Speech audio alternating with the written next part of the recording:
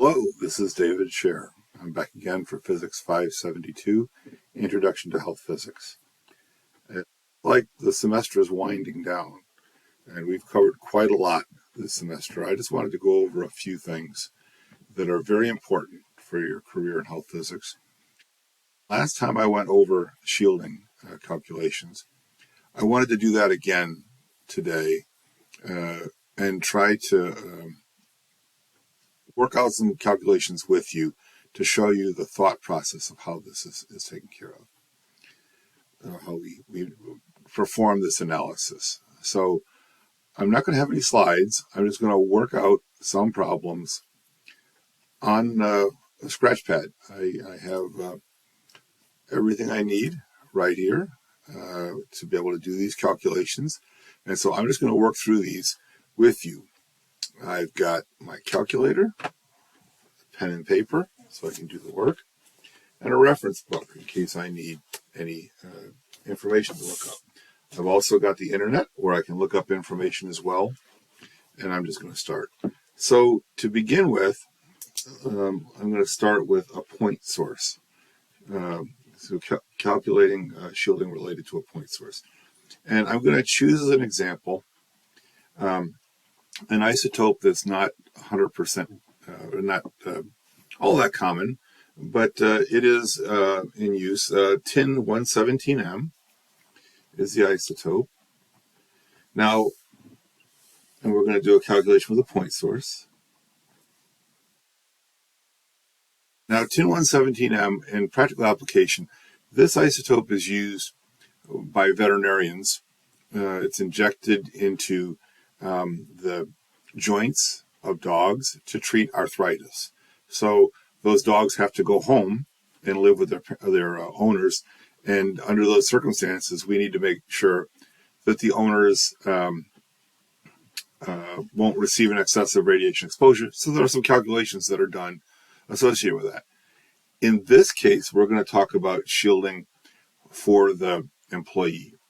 So we're going to use a dose of 400 megabecquerels. That's going to be the activity.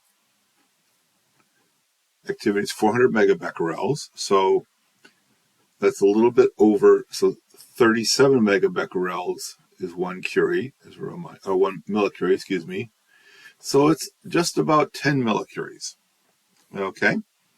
Now, this is the amount that's going to be in a syringe. And so there will be a syringe and a needle that's going to be used to inject this. Now, this material is giving off radiation, and the workers who work with the animals need to protect their hands. And so all of this is going to be placed inside a syringe shield. It's a cylinder that surrounds the dose and provides shielding. Now, the syringe shield is made of tungsten. This is used because it's a very dense material with a high atomic number. Okay, so let's look and see what we can find out about data we're going to need. Well, first we're going to say that the syringe shield that we're going to use has a thickness of 1.8 millimeters. Okay? So what are we going to need to be able to do this calculation? Well, we've got an activity, but we want to do a dose calculation. So we need to convert this activity into a photon dose. Any beta particles will be absorbed and won't contribute to the dose. So that's the gamma constant. We'll need to know the gamma constant for this isotope. We have the activity. We will need to know the density. We're going to have to find the attenuation coefficient and the density for tungsten.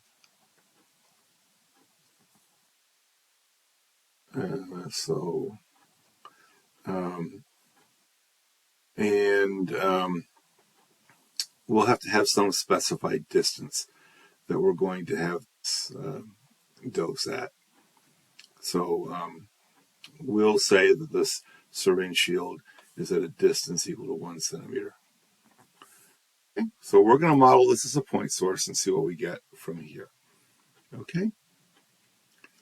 Okay, so let's look at uh,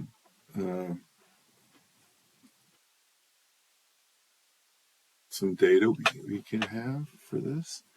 Let me see where it is. Here we go. So let's go to our decay data from the Health Physics Society. So we're looking for tin, atomic number 50, and then we're going to choose isotope 117M. There it is. And now I'm going to get the data. So what is the photon data here?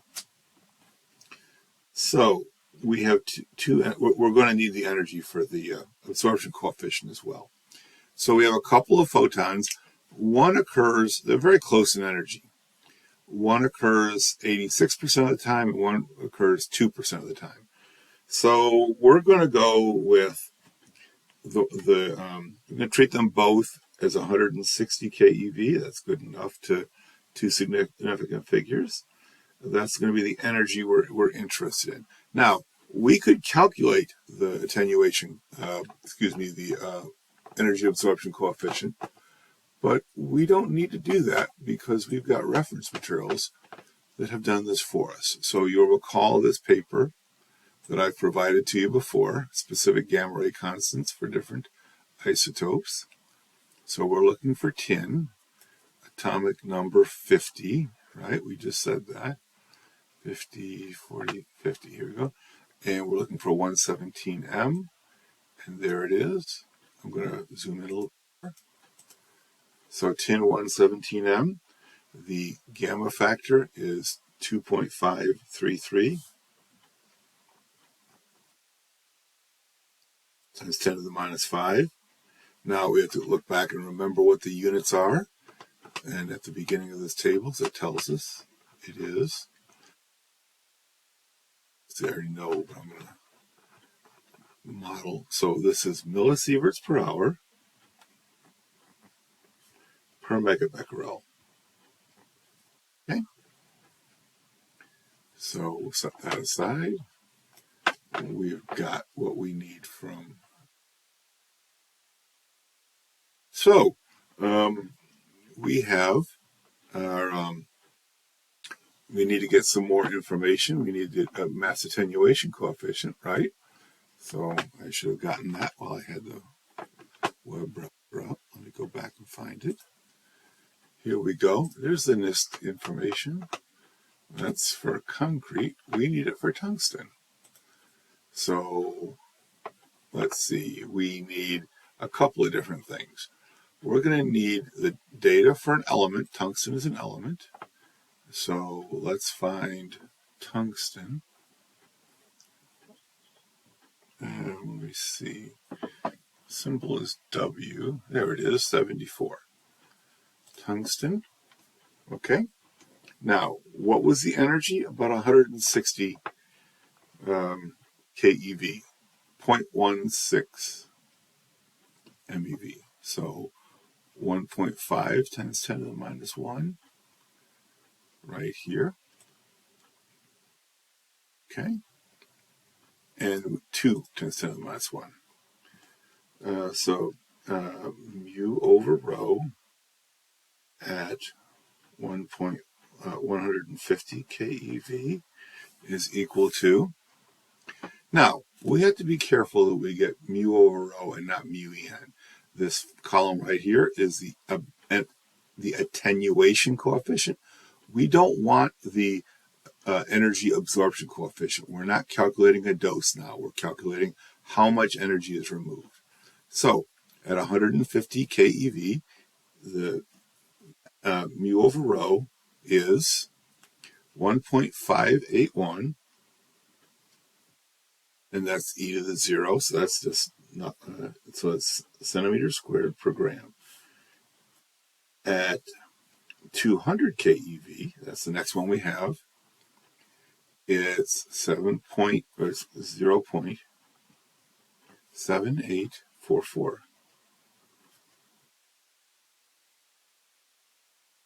And it's 1, so I just move the decimal point over to the left one, and that's what we got. Now, we're going to interpolate between these four to find what the absorption coefficient is, the attenuation coefficient is at 160. So the way this works is the slope is the change in mu divided by change in E, change in Y divided by the change in X. And then we're going to have mu 1.6 is going to be equal to mu at 1.5 times delta E plus mu. So this is the slope. This is the slope times the delta E plus the mu at 1.5. So Y is equal to m times x plus the value, our starting point. So we're only moving a small amount from the 1.5 to 1.6. Our delta E is going to be 0.1 MeV. So we have to make sure we keep these in the right order. We want the one that we're moving toward, so 0.7844 minus our starting point, 1.581 over 0.1. Excuse me, over, that's over 50 keV, over 50, and this is times 0.1 keV, plus our starting point is 1.581. Okay, so what is this number? Let's get our calculator out, and I hope we can see it. I was writing while that was over the top of it. So what I did here was I wrote down the values we had from the value of mu at 150 keV. This is the value of 160 keV. Then I said, what we've got here is a slope. We've got mu on one side and energy on the other. And so we've got a value of mu at 150 keV and a value at 160 keV. We only want to find out what the little change will be over the course of 0.1 of 10 keV. 10 keV and how much is mu. So the starting point for our calculation is this lower energy, the closer 150 keV, and then we're moving in a negative slope. This is going to end up being a negative number, and we're moving on an increment of 10 keV. I hope this is all clear. So let's get my calculator out now that we've seen everything. We've got 0.7844 minus 1.581 divided by 50 keV. I better do that again. 0.7844 minus 1.581 equals, divided by 50 keV times 10 keV. So the change in the attenuation coefficient is going to be a decrease of 0.159. So we're going to go minus 0.159. And that is the departure from the 1.58. So it's 1.58 minus 0.159, and that's going to give us 1.422. That's what our mu over rho is at 160 keV. If you have any questions about this interpolation technique, send me an email. I'll try to work it over with you. I'll refer you to some websites. So now we know what our mu over rho is. We know that the density, we have to find out the density. Let's go back to our website. Get the density. So from here, we have to go back and properties for elemental media.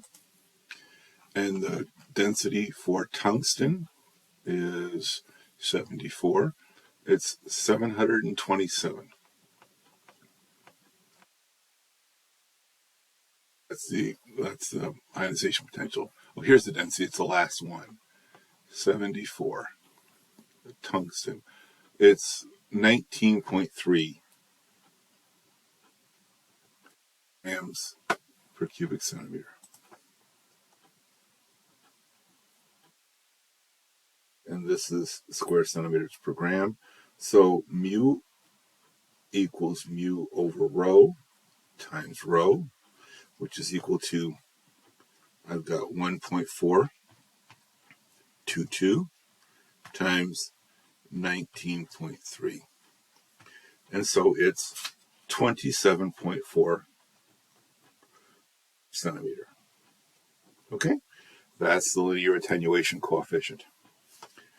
Okay, and that's everything. That is the data we needed to do the problem. I'm going to move this page over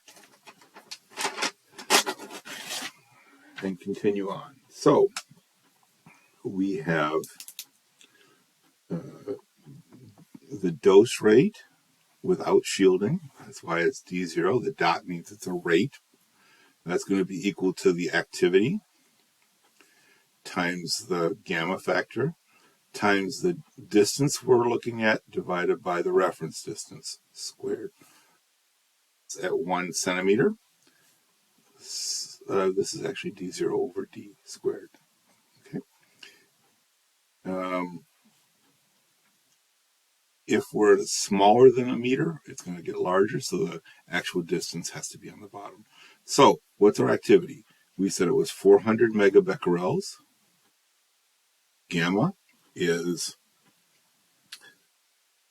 2.533. It's 10 to the minus 5 millisieverts per hour megabecquerel. And the distance, this is at 1 meter, so 100 centimeters over 1. We're doing this at 1 centimeter. Okay, that's the distance we want to find. Okay, so what will the dose rate without any shielding be? Well, let's calculate this up.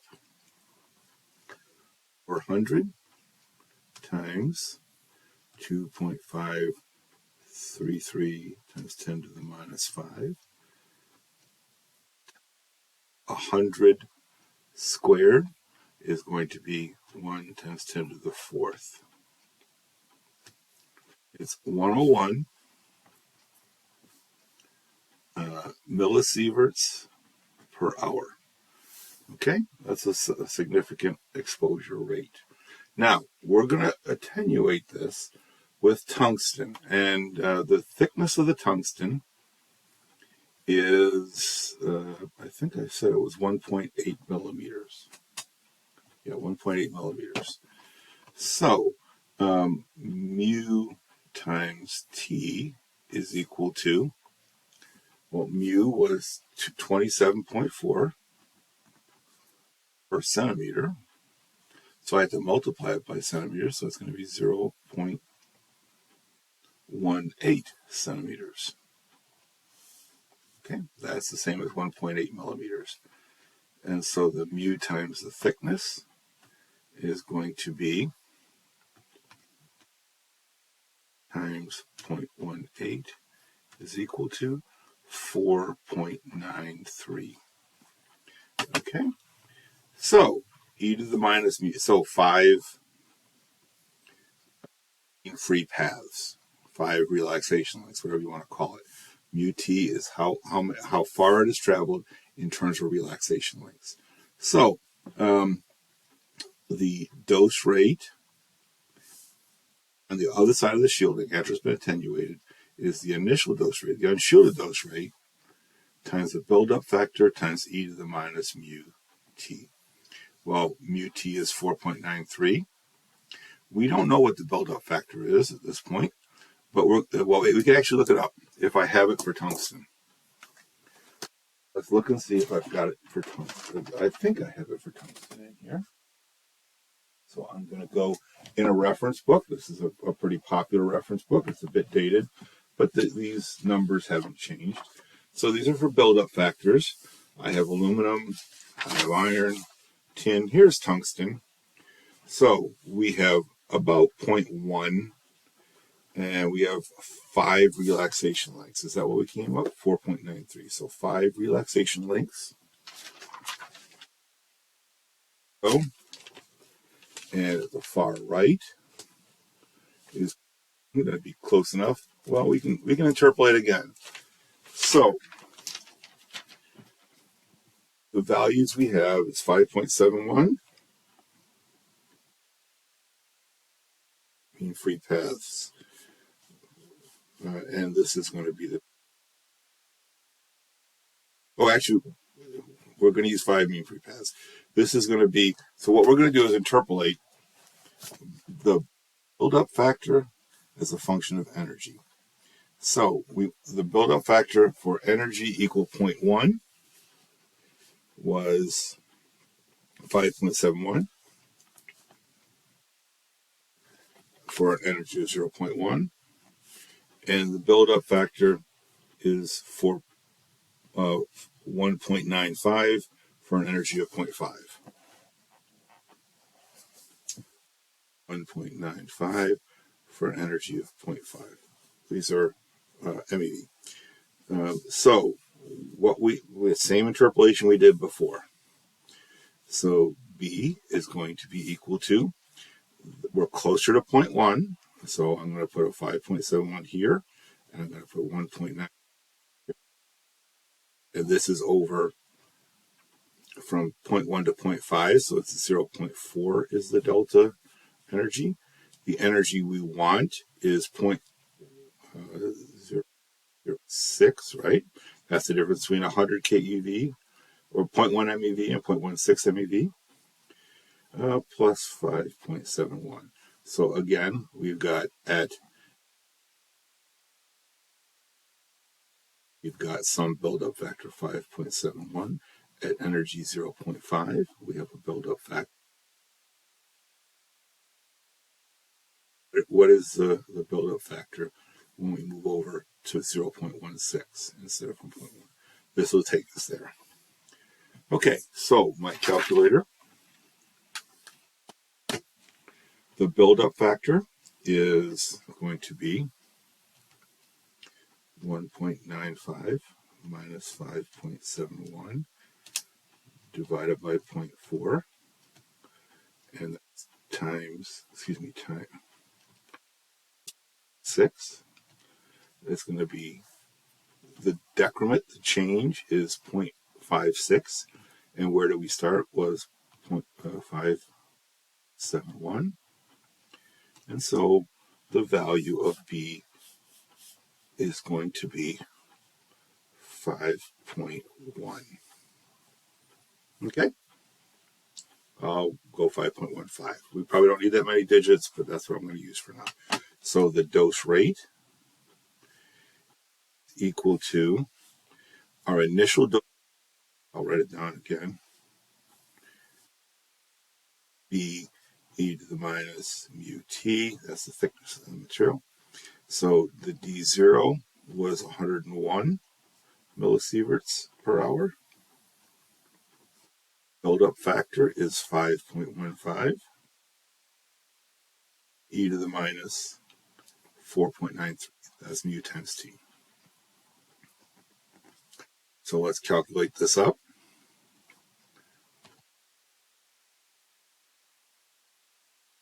3, but I'm going to go E to the minus 4.93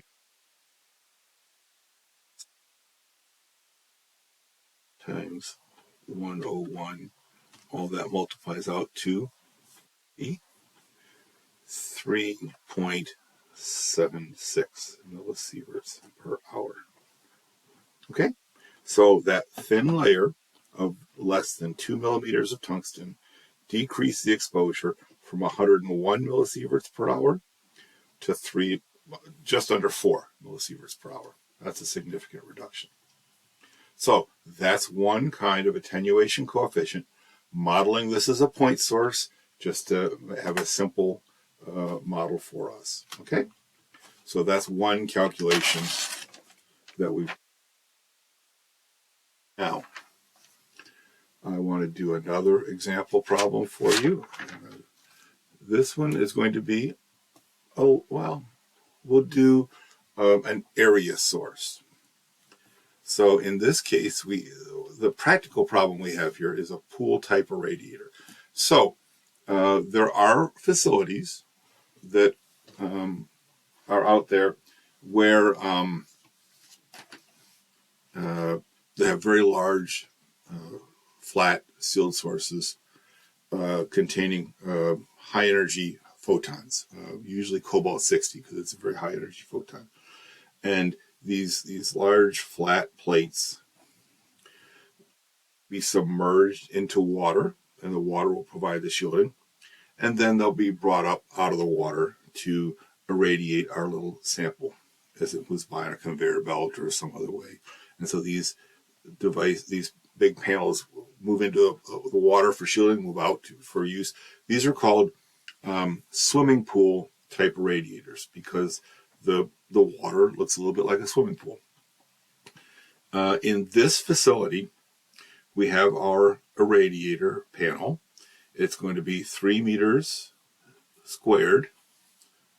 So it's 3 meters by 3 meters. Okay? It's moving in and out, up and down, in this case, out of the water. There's a concrete wall here. Okay? And some person isn't aware that the source is elevated and walks out, comes just beyond the concrete wall, observes the source and any warning signs, and turns around and immediately returns. So we're going to calculate what the exposure is from this source for that brief exposure when he recognized it. We'll say it's only a second. Now, so let's look and see. This is cobalt 60. Okay. I happen to know. Well, we can go and look. We'll do the whole problem online. Or we are going to go look for energy for cobalt 60. I happen to know that it is what it is, but where are we? Cobalt 60. It's going to be 1.25. So if you look at both of these are about 100%, and if you look at the average between 1.17 and 1.33, the average energy between them is 1.25. So E is equal to 1.25 MeV. That's a pretty hefty gamma ray compared to many of them, compared to tin 117M we just talked about.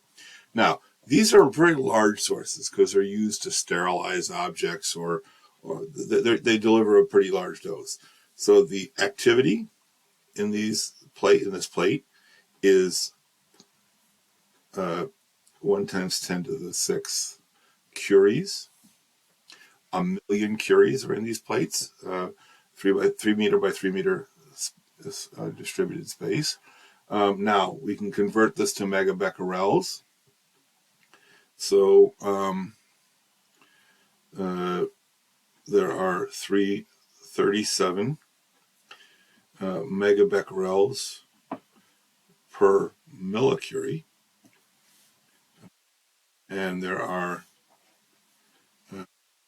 got to convert this to the 6th millicurie per curie, and so this all works out 6 and 6 is 12.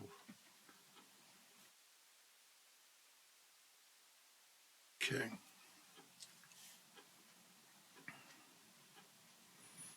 Okay, so this is going to be 6, 12, 3.7 times 10 to the 13th megabecquerels. Is that right?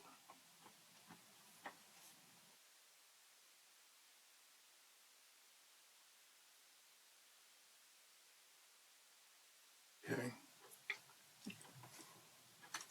So the curies are canceling out.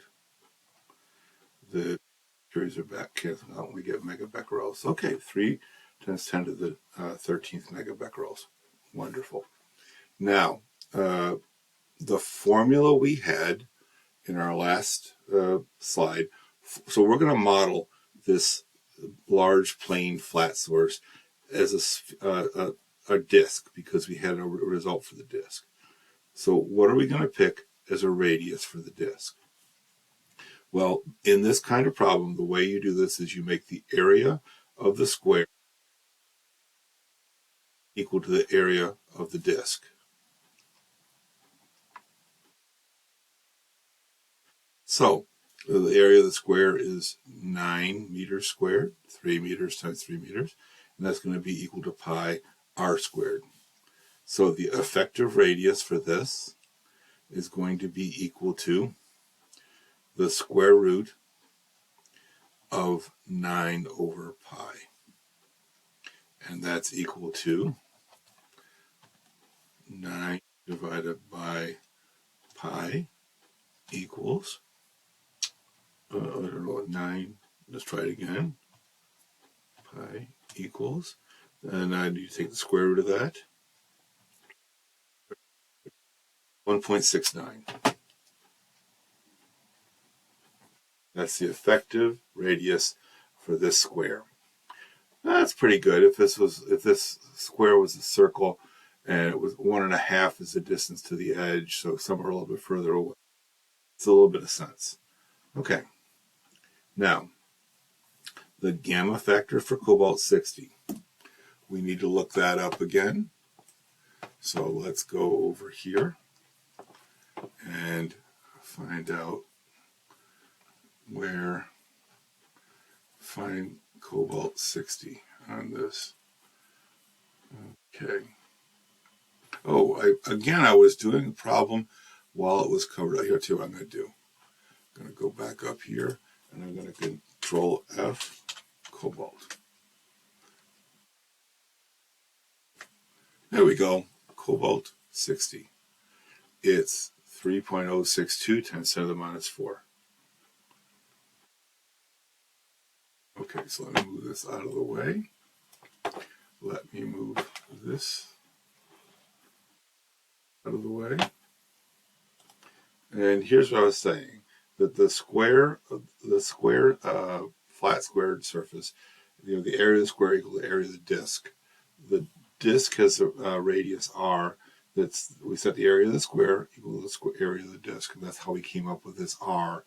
That's 9 was the area of the square divided by pi. Take the square root of all that. I got 1.69 meters.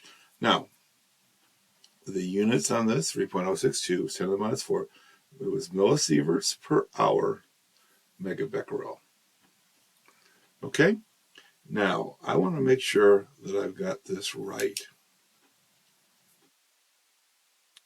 This, the 10 to the 13th. I've got 1 million curies, and it would be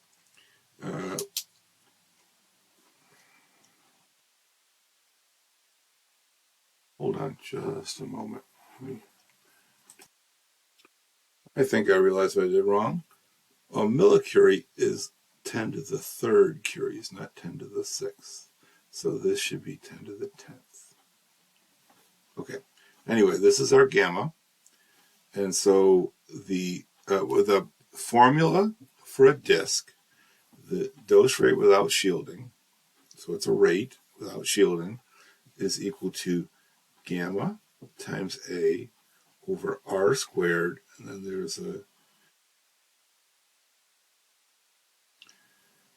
R squared plus H squared over H squared. Now this is for the dose rate at the center of a disk, height h away, with a disk as radius r. Okay, so that's the problem we're dealing with here.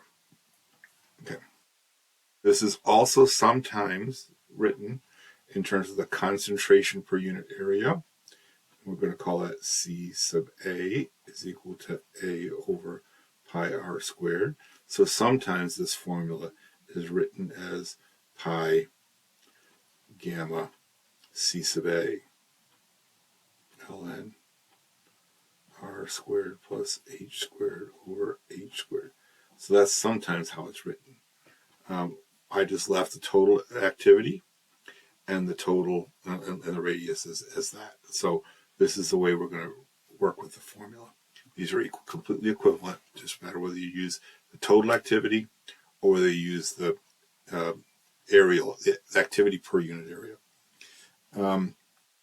So the dose rate without any shielding is equal to 3.062 times 10 to the minus 4. The activity is 3.7 times 10 to the 10th megabecquerel. This is millisieverts per megabecquerel hour. And this is all divided by the radius squared, which was 1.69 squared. Okay? And then this is multiplied by the natural log of the 1.69 squared. And now we need to know how far away this wall is, this distance. And I think I set the distances to h is equal to 3 meters. So this wall is positioned so that the person coming around the corner is 3 meters from the source. That's because the wall is pretty thick. So this is 1.69 squared times 3 squared over 3 squared. That's the h is the distance away is 3 meters. The radius is 1.69. So let's do some calculating. 3.062 times 10 to the minus 4 times 3.7 times 10 to the 10th. Okay. I'm going to divide that by 1.69 squared. Okay. So this whole term is 3.967 times 10 to the 1, 2, 3, 4, 5, 6, 10 to the 6. Now let's do the natural log of what?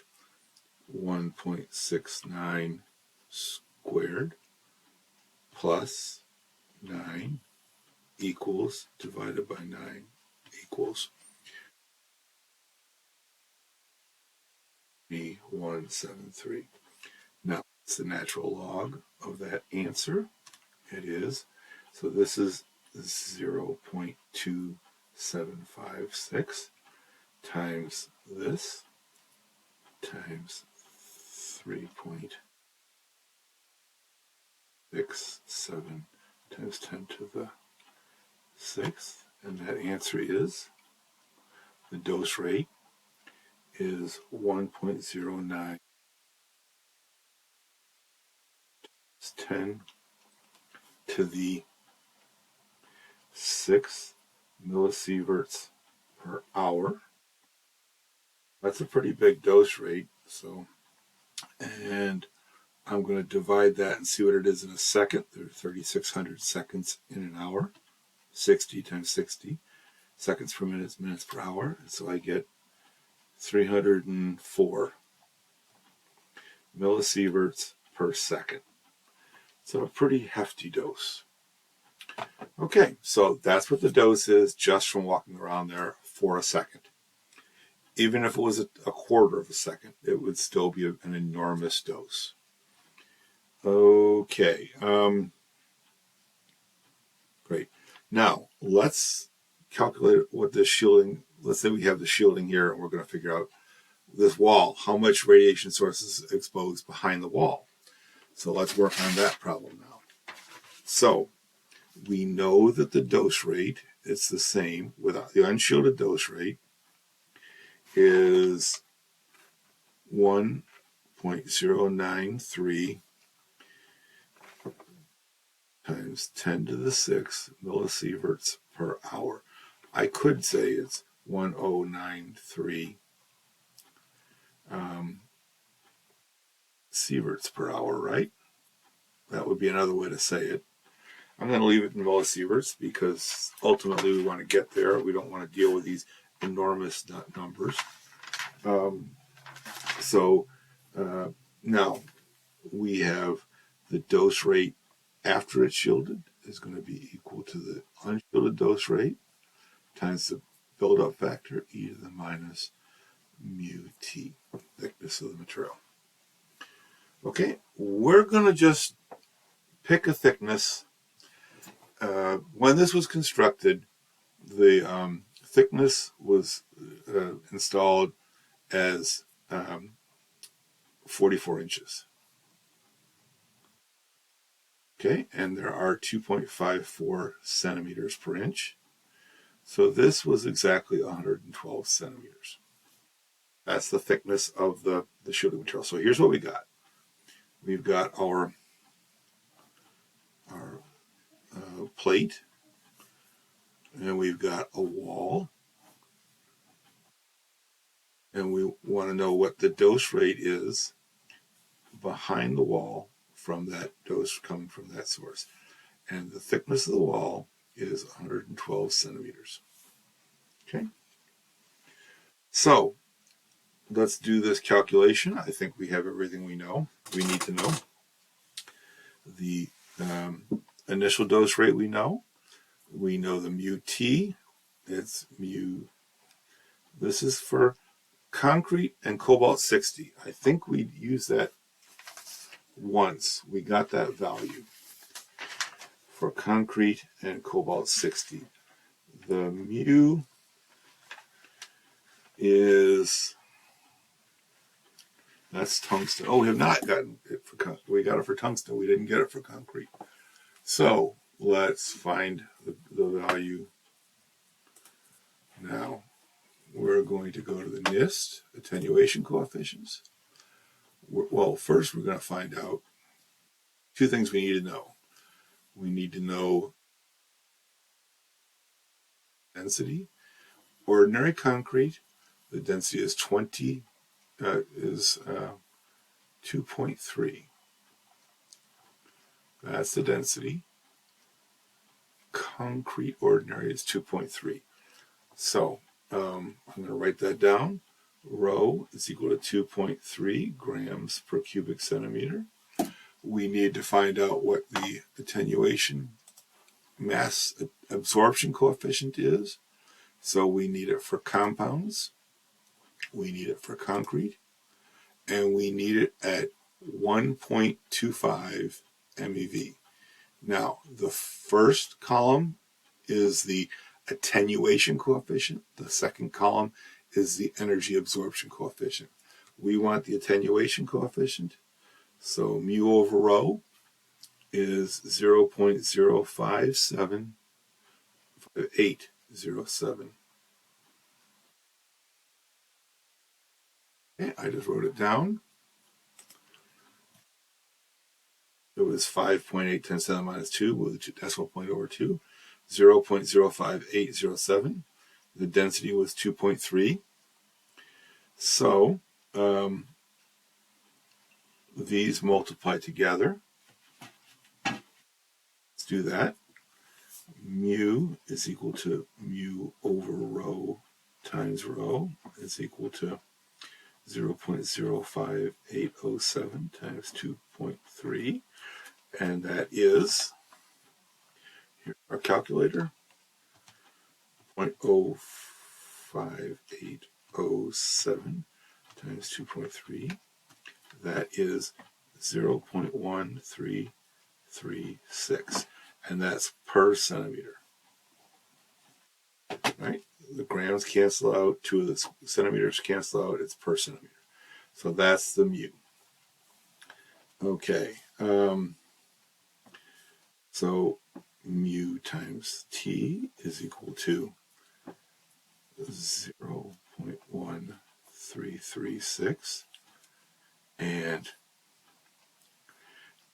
it's 112.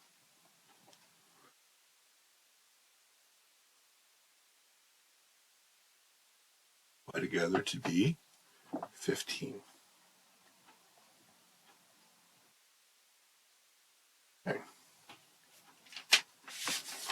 Okay. Now, so we know this 15 relaxation lengths. we're going to need a buildup factor. So let's go and look at what the buildup factor is. Concrete, let's find it in here. Uranium, tungsten.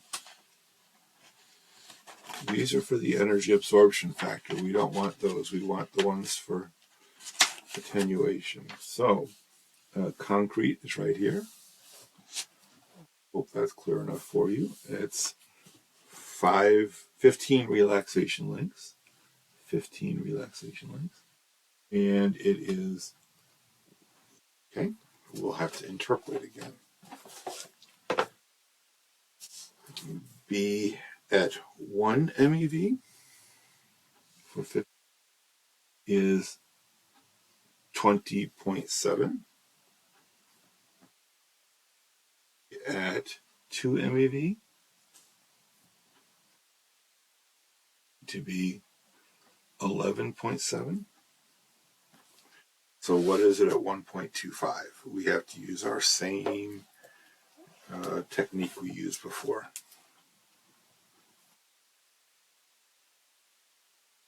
So it's 11.7 minus 20.7 divided by MeV difference times 0.25 MeV. And our base number we're using is a 20.7. Okay, so let's do this. 7 minus 20.7 equals times 0.25 equals, so the decrement, the drop in B by moving is 2.25 and plus 20.7. You have B of 1.25 MeV is equal to 18.5. Okay? Okay. That sounds about right. So we've moved from 1 MeV, it was 21, down to 2 MeV, it was 12.25.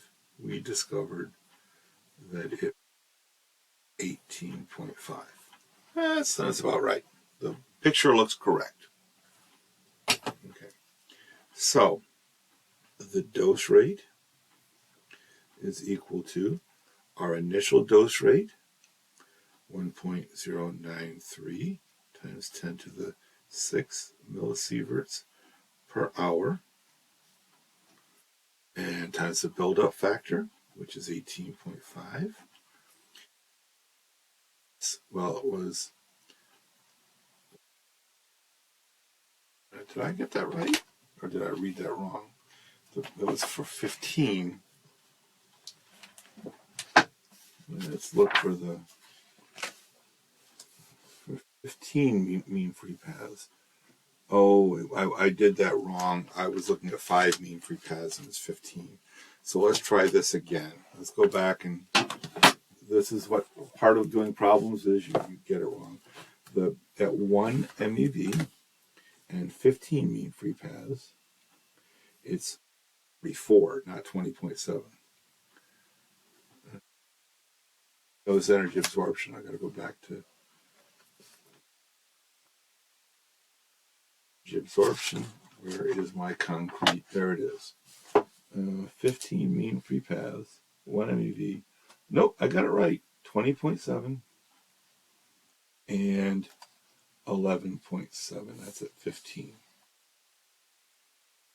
Let's use my paper to make sure we're on the correct row.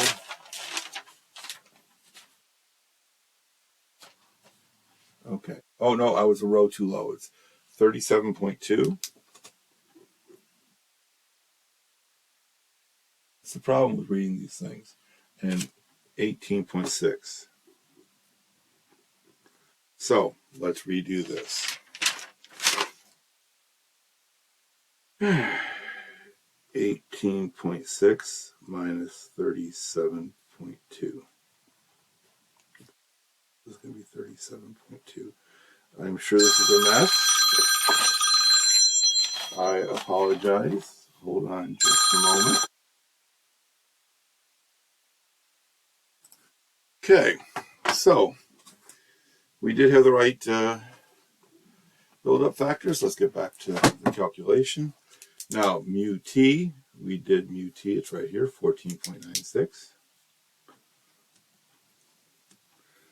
And let's do this calculation. Okay. Okay. E to the minus 14.96, parenthesis, okay, times 18.5 times 1.093 times 10 to the 6th equals. So our dose rate has gone down to 6.44 millisieverts per hour. Okay, so this 44 centimeters of concrete did a good job of decreasing the exposure.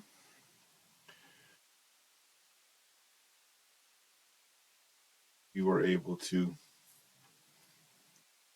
share that. Okay, so that's our next problem accomplished. I'm going to do a third problem, an example for you.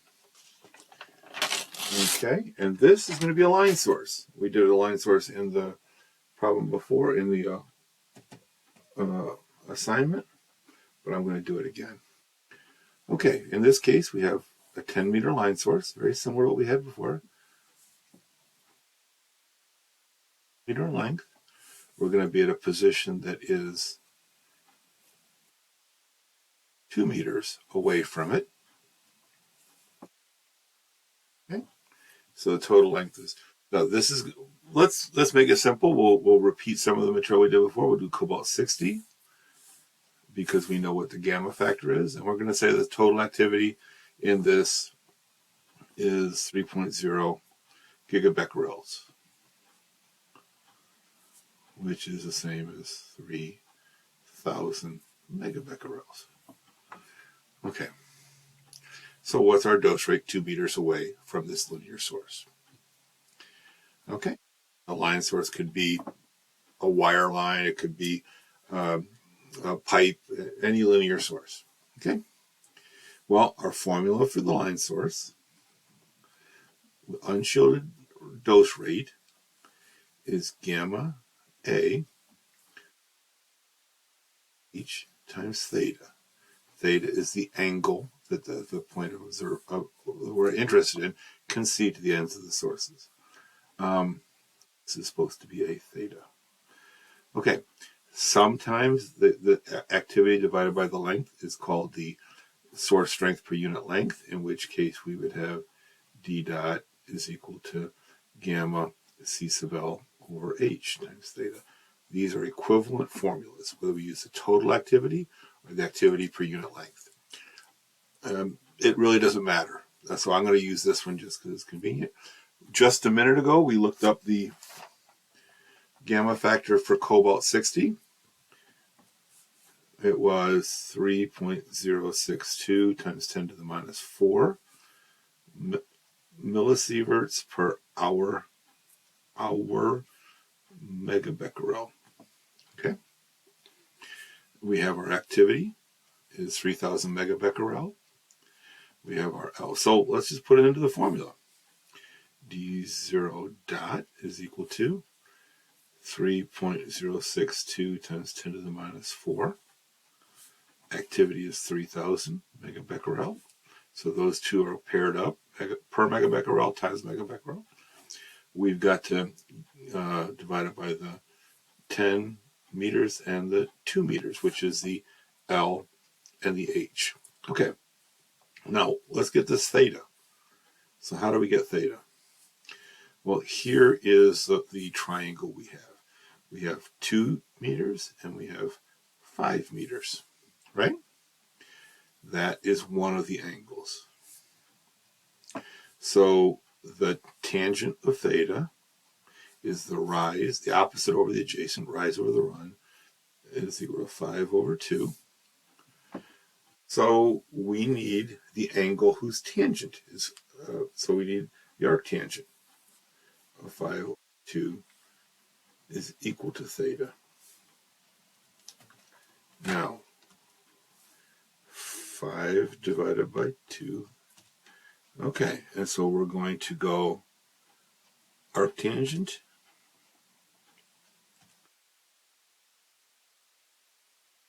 it's 68.2 degrees. Now, that's in degrees. I need it in radians. Radians are pure numbers. So 180 degrees is the same as pi radians. So I'm going to multiply times pi divided by 180. 0.19 radians.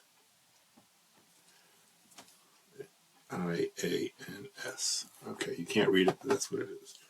Okay, so that's what one of these angles are. We're interested in both of the angles. So 2 theta, or the whole angle that we're interested in, is equal to double that, 2.38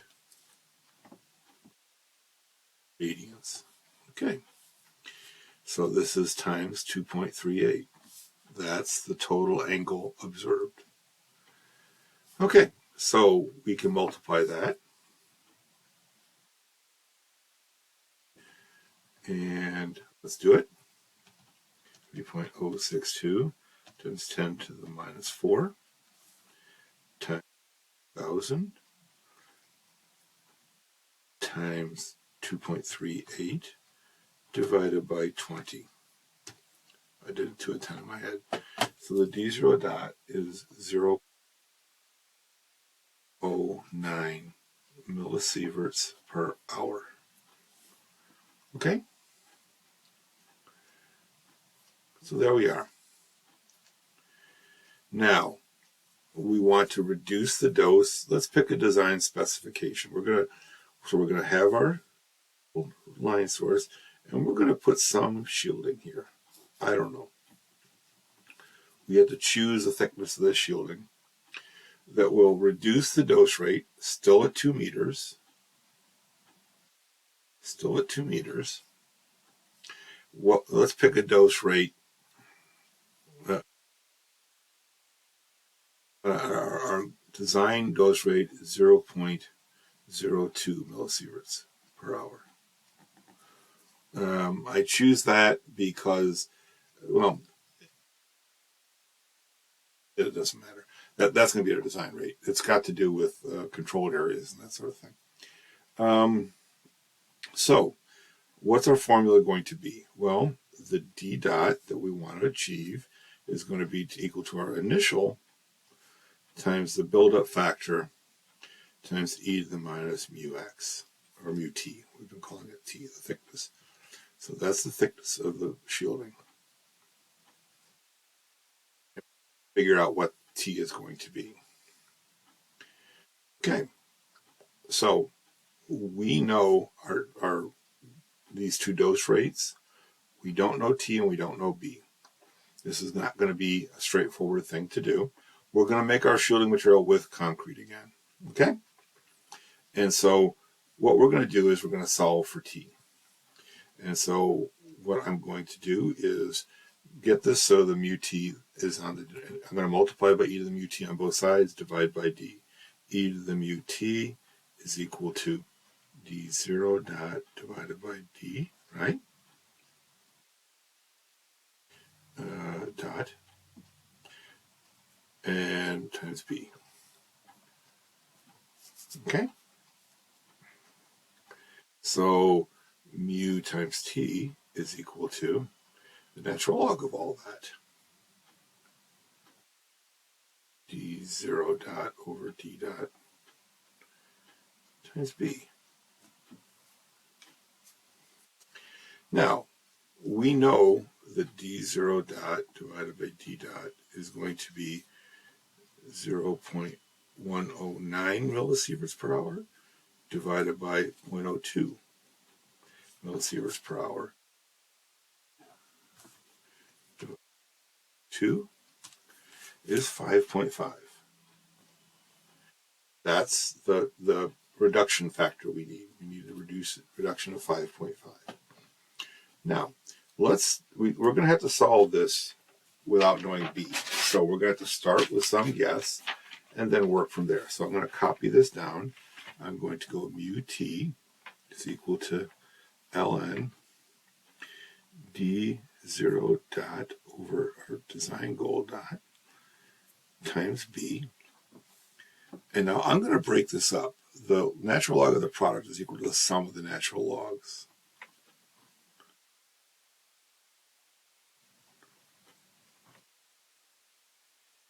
This is just one of the properties of logarithms.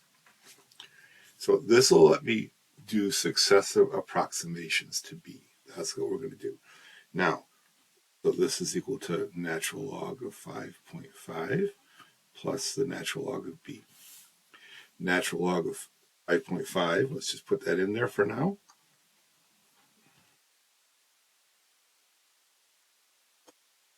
(70).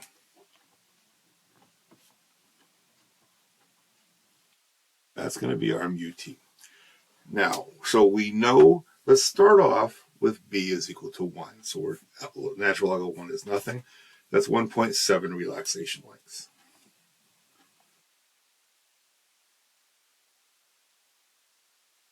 Okay, we know that's not going to be right because there's buildup into relaxation lengths. So let's go to our table again for buildup factors. These are for dose, relaxation lengths, and let's write down our data. Okay, and the data we have are going to be between 1 and 2.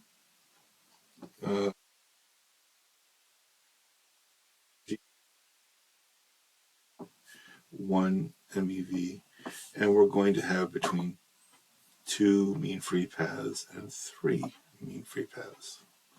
So what are those elements on our graph?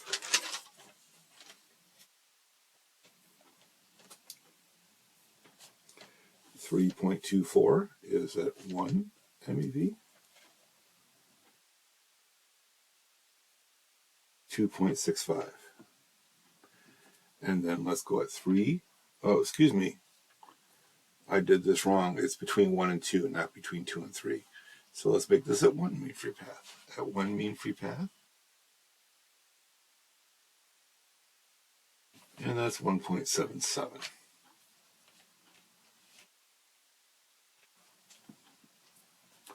Okay, so I looked up the data. Now we're going to interpolate what B is if we have 1.7 relaxation lengths and the energy is equal to 1.25 MeV. So we're going to have two corrections. We're going to have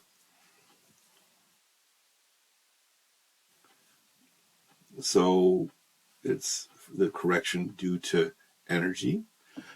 We're closer to 2 than we are to 1, so we'll use that. 2.65 minus 3.24. We are correcting due to energy, so that's over 1 MeV, and we're going to go 0.25 MeV as the increment above our what we're interested in. Okay, and then when we're correcting for the number of mean free paths, again, we're closer to 2 than to 1, so it's 1.98 minus 3.24 over 1 mean free path. And the difference from our target is 0.3 mean free paths. So we're correcting for both. And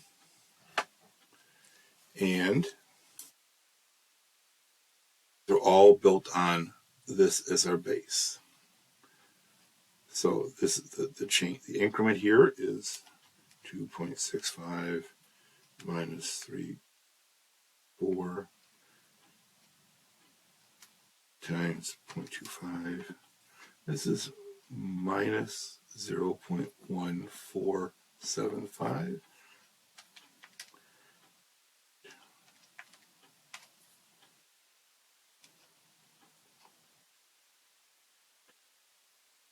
And this is going to be a decrement of 0.378. So as we go to higher energies, it will decrease, right? And as we go to a shorter mean free path, it will decrease. So there's two decreases. So our base is 3.24. We take away 0.1475, and then we take away 3. No, that's not correct.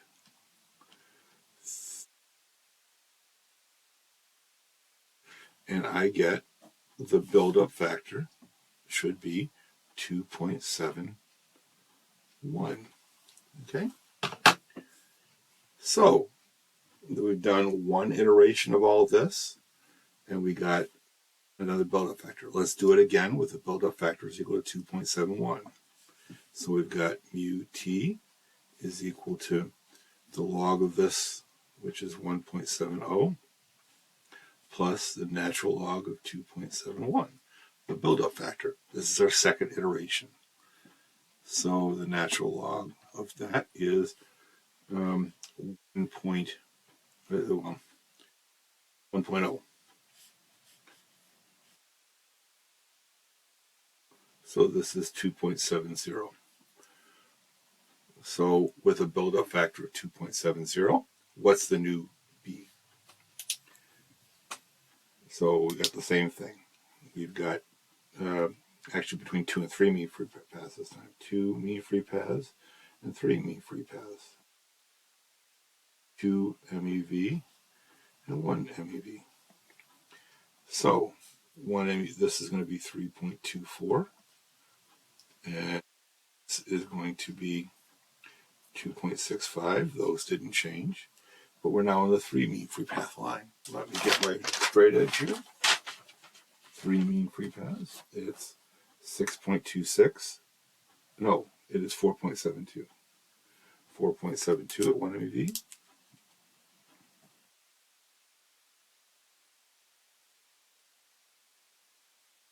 3.60. So, what's the change because of MeV? Well, we're closer to the 1 MeV. That's going to be our base. It's going to be the same as it was before. Nothing changed. For the correction for energy is minus 0.1475. Now, for this, as we go slightly above 2, well, slightly below 3. So we're going to use 3 as our base now. The 3M72. So it's going to be 3.60 minus 4.72. And that's for 1 MeV. No. This is a correction for mean free paths. So it's 3.24. We want to correct this way for mean free paths. 3.24 minus 4.72 divided by 1 mean free path. And what's the difference off of our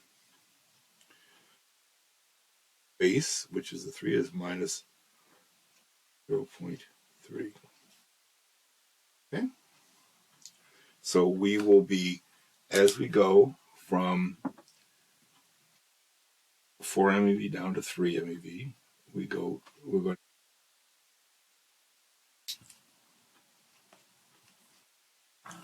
3.24, 4.72 times 0.3, and so that's going to be a minus 0.4, and we're also minus 0.145. And that's off of our base, which is now 4.72.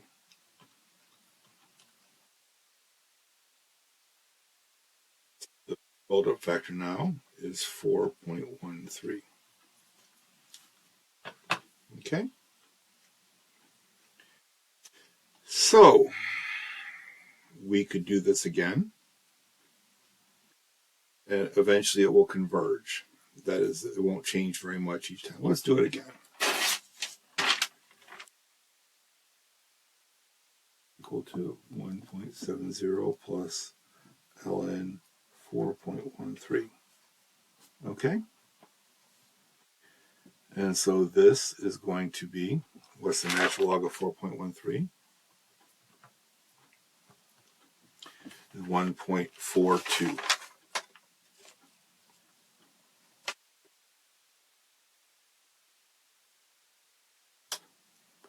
That's 3.12. So it's mu t was 2.7, now it's 3.1. So it went from 1.7 to 2.7 to 3.12. So we're going to be getting closer here. We're showing that. For 3 mean free paths, we can do the same. The energy change is the same as it has been all along. Offset due to energy is going to, well, is it? Oh, I might have made a mistake up here. I was using offsets with this as the base. It should have been using this as the base. So let's go back and check what that would have been. So it's, for the energy is 3.60 minus 4.72 over 1 MeV times 0.25. I hope I haven't confused the heck out of you. Just doing interpolation. Yeah, it should have been a little bit bigger than that, 0.28.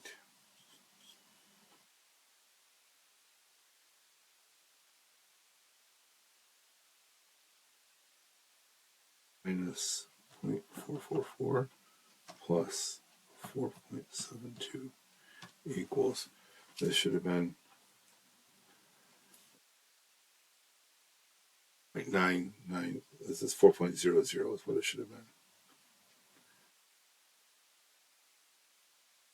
0 is the build-up factor, not 4 points. So that's going to be easy. It's going to be right on a one of, here, I won't have to do any corrections because of energy, 6.42 and 4.61.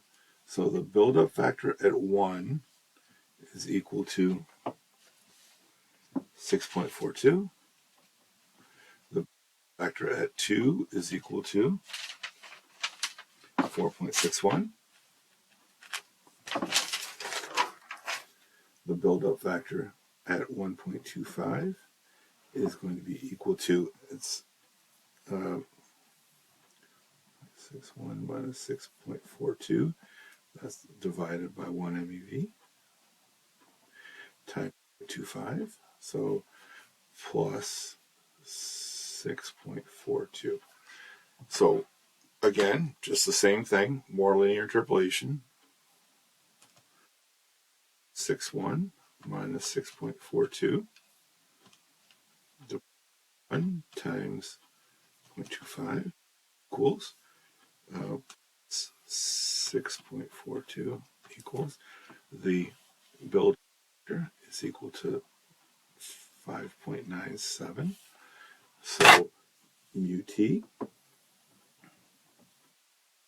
70, which was the natural log of the ratio of the d's, plus the natural log of 5.97. What's the natural log of that? And that is 1.78. So the mu t 3.49. So the mu t was, first we started with a 1.7, and it went to 2.7, then it went to 3.12, and now it's at 3.49. It's rapidly converging to what we want, to where it's going to be. I think that that's good enough. We'll use a 3.5 is our mu-t.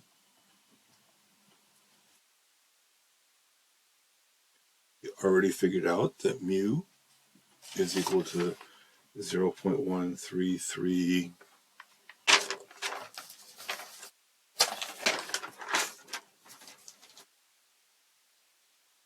Calculated somewhere what mu is for concrete at this. Mu was 0.1336. So T is equal to 3.5 over mu divided by 6 is equal to 26.2 centimeters. We're going to make it a foot, which is 30.5 centimeters. That's easier for the contractors to construct. It's a unit they're used to. We could make it 10.3 inches, but for the cost of concrete, we'll make it 1 foot.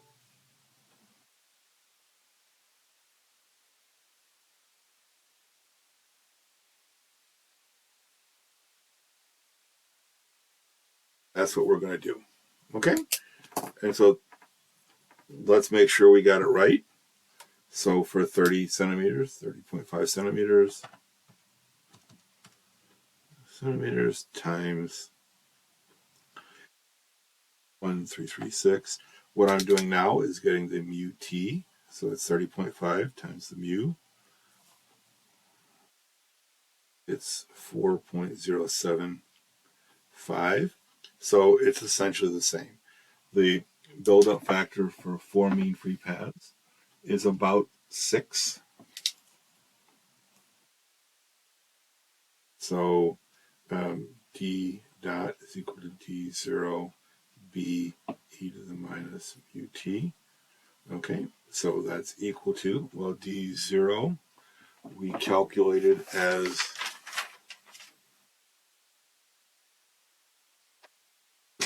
is this the one? Yeah, this is our source.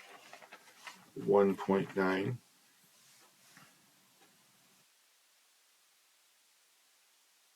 10 to the 6 millisieverts per hour is 6 e to the minus mu-t. Mu-t was 4 point.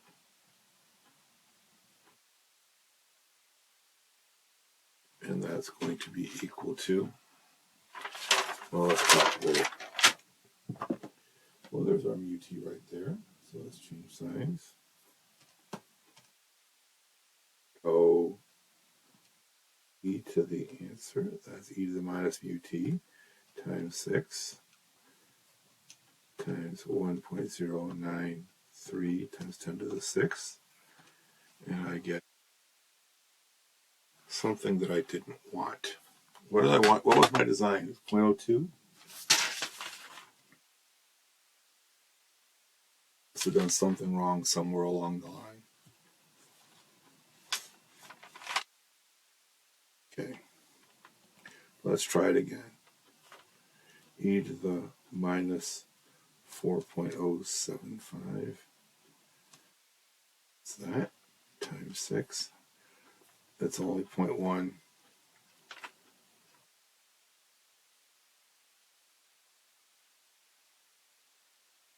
Any sense to me.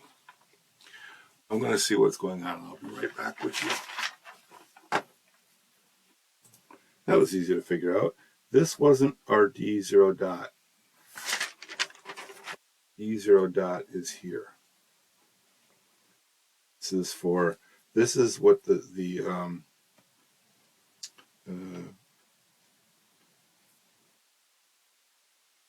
anyway, this is what I was looking at was the wrong number. The point is 0.109 millisieverts per hour. times 6 times e to the minus 4.075. There we go. Now, so this was, I'll just do it all over again.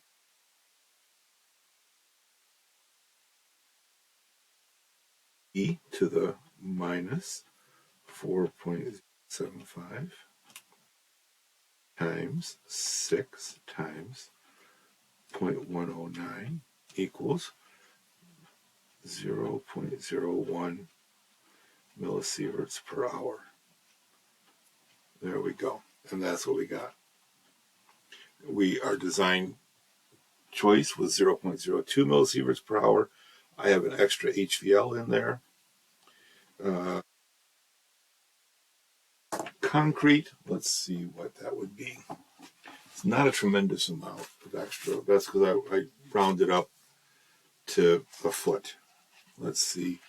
I've got a reference here that happens to have HVLs that would be relevant to what we're interested in. So it's an older book, kind of. You can see it's falling apart. Half value layers for cobalt 60 in concrete is 6 centimeters. Okay, so 6.2 centimeters. 2 centimeters divided by 2.54 centimeters. That's 2.5 inches. And when I went from 10 inches to the foot, that was why where am I? Okay, I'm a little bit embarrassed. I was solving the problem while the video was paused. I was unaware. So I'm not sure where we stopped. I will show you what I did. You won't have the benefit of seeing me do it live, which is what I had hoped. But we're solving for a line. We want to know what the shielding that's required is. I use my basic physics to come up with a formula for an approach to solving this. And that was, I have mu t is equal to the natural, so I'm going to find the number of relaxation lengths that achieve my goal. Okay. This formula is the same as this formula. So the product of the logs is the same as the sum of the log of a product inside is the same as the sum of the two individual elements. Take the logarithm of each. So I started off by, I know that the ratio I want to achieve is a factor of 5 in terms of the dose rates, unshielded and shielded. That's the attenuation factor I need. And then I don't know the buildup factor. So I'm going to start off with buildup is equal to 1. So in that case, mu t is 1.7. And then I do some interpolation. I correct for the energy. This is closest to 2 mean free paths and closest to 1 MeV. So I'm going to shrink it a little because I'm going to toward a higher energy. And I shrink it a little because it's going to be a little less, fewer mean free paths. And I came up with a buildup factor of 2.71. So now I go back to my original formula with a buildup factor of 2.71. Now the natural log of 2.71 is about 1.00. Okay, so that means the mu t would be 2.7. Now I have to interpolate again. This time I have a correction because of energy. 3 mean free paths and 1 MeV is our base. I'm going to decrease it a little bit because it's short of 3 mean free paths. I'm going to decrease it a little bit because it's a little bit higher energy. So I correct for the energy. It's minus 0.28. I correct because it's a shorter mean free path than 3. And that correction is minus 0.44. And so the buildup factor is then for 2.7 mean free paths, the buildup factor is 4. Okay, so that's the second attempt. And I said to myself, what the heck? Let's try it again. I think I did. Yeah.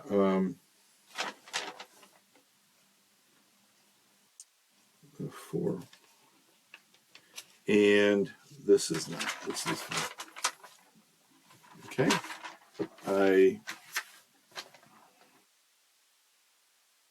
2.7 mean free paths. A 4.00 mean free paths. So then, if this is 4 mean free paths, I have back to my formula again.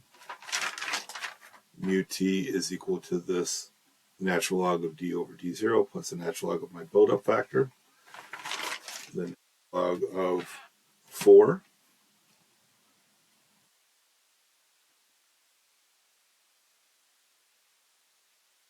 plus 1.7 should be log of 4 equals plus 1.7 is equal to 3.08.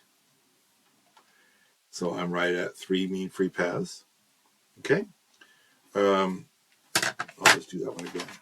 So I've got mu t is equal to 1.70. That's just the natural log of d dot over d0. D0 dot over d dot. That's where that 1.7 comes from. Plus the natural log of b.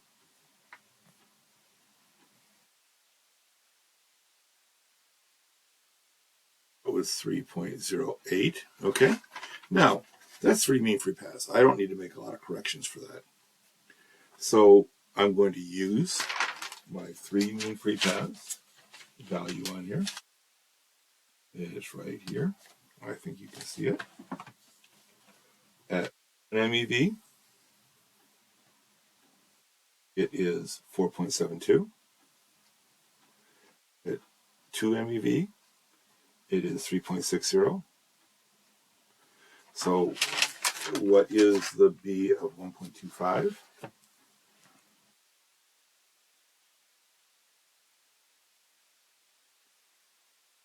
This is the slope times 0.25. Okay, the slope is 3.60 minus 4.72 divided by 1 MeV times 0.25 MeV. 3.6 minus 4.72 times minus 0.28, all of this, plus 4.72 is equal to the buildup factor for 1.25 equal to 4.44. So I was 4, now I'm 1.44. So mu t is equal to 1.70 again, plus the natural log of 4.44.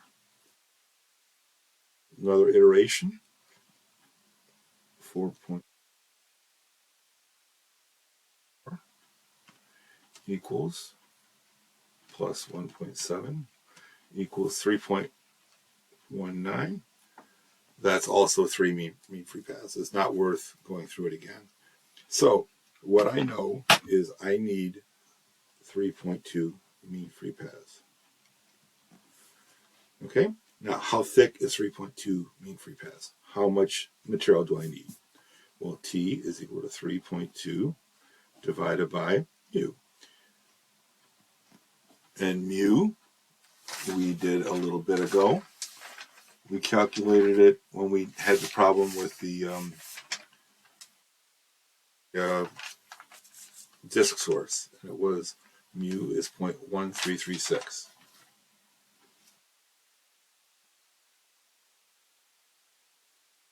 So 3.2 divided by 0.1336 is equal to 24 centimeters. 23.95. Our carpenters aren't so skilled as to get it to the fraction of a millimeter, so we're just going to say 24 centimeters. Okay, so what is our, let's go back and make sure this is all correct. We know that the buildup factor is about 4.4. It's a little bit thicker, so maybe 4.5. We're going to estimate B is equal to 4.5. It's going to be close for what we want to do. Mu T is equal to 3.2. D0 was equal to, well, what was D0? 0.109.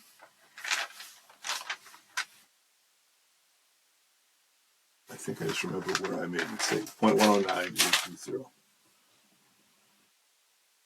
Sieverts per hour. Here it is. This is our problem. And when we calculate the angles, we find out that D0 at 2 meters is 0.109 millisieverts per hour. Okay, so D dot is equal to 0.109 for e to the minus 3.2. So e to the minus 3.2 times 4.59, that's equal to 0.02 millisieverts per hour. And that was our design goal. I think I remember when I cut off, but we got to the answer. We know the thickness, 24 centimeters, will produce 0.02 millisieverts per hour, our design goal. Now, I don't think, we did this problem a few ways. We did a calculation for point source approximation with a thin layer of shielding and said, what's the dose rate going to be after that thin layer of tungsten shielding? We did a line source and calculated what's the exposure rate from the line source. And then we said, how much material do we need to shield it to a design level to 2 millirem per hour, which is a regulatory standard. So in that case, we had to do a complex iterative process. We had to calculate, assuming no buildup, then add in some more buildup. Eventually, it converged to an answer that we have here. And then another one, and this was 10 centimeters. When I was on pause and went through the problem, I chose a different, I think a foot or 2 feet. Anyway, 10 centimeters, 24 centimeters, about 10 inches is going to be correct. Will give us a dose rate of 0.02 millisieverts per hour. I also did a disc source in a catastrophic situation. In fact, figured out what the dose rate would be from that disc source. And then I said, what would the dose rate be behind a shielding of the concrete wall of a certain thickness? That was still pretty high, but it wasn't as deadly as the unshielded source. So those are some problems I've solved for you. It's been almost 2 hours, so this is a lot of work for you to review, but I wish you well in looking it over. Again, we're getting close to the final exam. We won't do anything as complicated as achieving a design objective where you have to do an iterative process.